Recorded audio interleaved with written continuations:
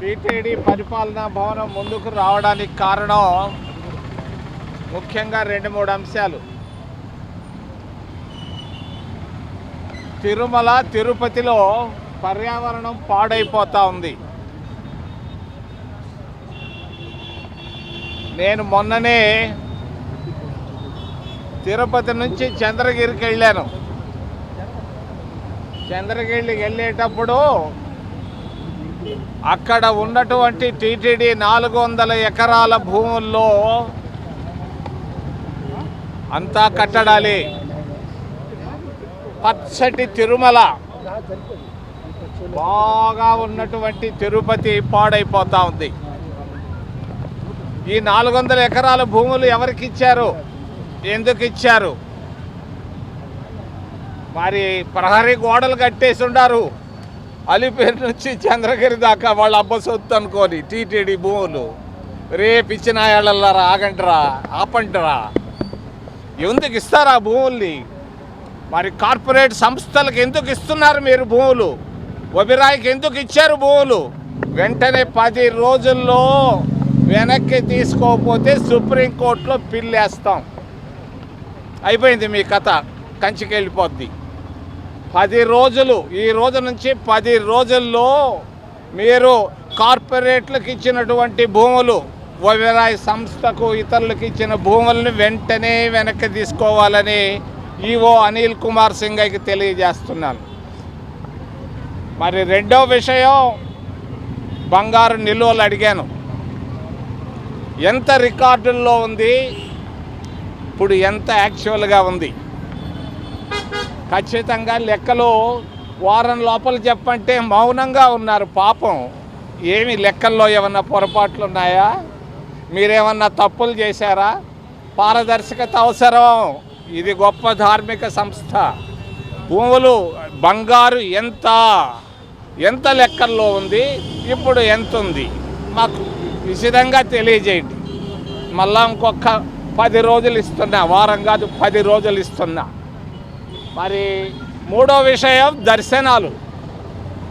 అరే బాబు, స్థానికులను కాదని మీరు ఊరికి ఇచ్చారు దర్శనాలు. లాటరీ టికెట్లు పెడతారా? కొండ బోసిపోయింది. నేను పోయి వచ్చాను, చూశాను, జనాలే లేరు అక్కడ. ఎక్కడున్నారు జనాలంటే విమానాశ్రయంలో ఉన్నారు. కార్పొరేట్లు చార్టర్డ్ ఫ్లైట్లలో 100ల సంఖ్యలో వచ్చారు. వాళ్ళకే మీరు దర్శనాలు ఇచ్చేది? స్థానికులకు ఎందుకు ఇవ్వలేదు? ముక్కోటి రోజు నేను అడుగుతున్నా, ఏం చేస్తున్నారు మీరు? ఏంది ధార్మిక సంస్థ? జాగ్రత్త, జాగ్రత్త, జాగ్రత్త. మూడో విషయం, చివరి విషయం, మైక్రోసాఫ్ట్. నిరుద్యోగులు మన రాయలసీమ జిల్లాల్లో, మన కడపకి, అనంతపూర్ మొత్తం పోయి వచ్చాను. అందరూ కన్నీటితో ఉన్నారు. ఈ నిరుద్యోగుల సమస్యకు పరిష్కారం ఒకటి. దాదాపు 7 ముఖ్యమంత్రులు 40 సంవత్సరాలు రాయలసీమ జిల్లాల్లో వచ్చారు. వాళ్ళు చేసింది 0. చంద్రబాబు నాయుడుకి తెలియజేస్తున్నా, వెంటనే సత్యనాదెళ్ళ తిరుపతిలో తిరిగేవాడు, ఒక ఐఏఎస్ ఆఫీసర్ కొడుకు.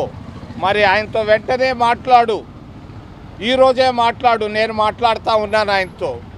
నువ్వు వెంటనే మాట్లాడి మైక్రోసాఫ్ట్ లక్షల కోట్ల రూపాయలు గుజరాత్ పోకుండా రాయలసీమలో, ఆంధ్రప్రదేశ్ రాష్ట్రంలో పెట్టుబడులు పెట్టేటట్టుగా ప్రయత్నం చేయని చంద్రబాబు నాయుడుకు తెలియజేస్తూ, నీ పని నువ్వు చేయి, నా పని నేను చేస్తా. ఖచ్చితంగా నిధులు వస్తాయి. లక్షల మంది నిరుద్యోగులు కన్నీటితో, నిరాశతో, నిస్పృహతో ఉన్నారు. వాళ్ళందరికీ ఉద్యోగాలు ఇప్పిస్తాం. అప్పుడే రాయలసీమ రతనాల సీమ అవుతుంది. మీ టీఎంసీల వల్ల కాదు, మరి కేవలం మైక్రోసాఫ్ట్ వల్లే.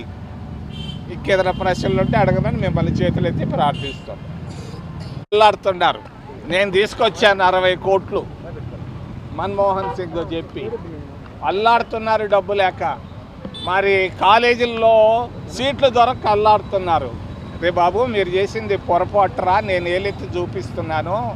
35 కోట్ల రూపాయల టీటీడీ నిధులను కరీంనగర్లో కొండగుట్ట కరీంనగర్ జిల్లాకి 35 కోట్లు ఎందుకు ఇచ్చారు? దాన్ని కూడా 10 రోజుల్లో విత్డ్రా చేయండి. 10 రోజుల లోపల విత్డ్రా చేయండి. మేమందరం కళ్ళు మూసుకొని లేవు. 35 కోట్ల రూపాయలు మరి నేను చెప్తాను రేవంత్ రెడ్డికి 50 కోట్లు ఇమ్మని. టీటీడీ డబ్బులు వృధా చేయొద్దు. 35 కోట్లు మీరు ఇచ్చారు, కొండగుట్ట ఎవరో ఒక డిప్యూటీ సీఎం చెప్తే ఇచ్చారంట. పిచ్చి పిచ్చి పనులు చేయబాకండి, ఆపే. నా పవిత్రమైన పుణ్యక్షేత్రం పైన నేనేం మాట్లాడదలుచుకోలేదు. ఎందుకనంటే అది జరుగుతుంటాయి చిన్న చిన్నవి, దాన్ని పెద్దదిగా చేసి చూపించకూడదు. నిధుల విషయంలో మాట్లాడుతున్నాను నేను, వృధా చేయొద్దు 35 కోట్లని. బంగారు విషయంలో లెక్కలు చెప్పమంటున్నాను. స్థలాలు కార్పొరేట్లకు మాత్రమే ఇవ్వద్దని చెప్తున్నాను. పర్యావరణాన్ని కాపాడమంటున్నాను. చిన్న చిన్న వాటి గురించి నేను మాట్లాడను.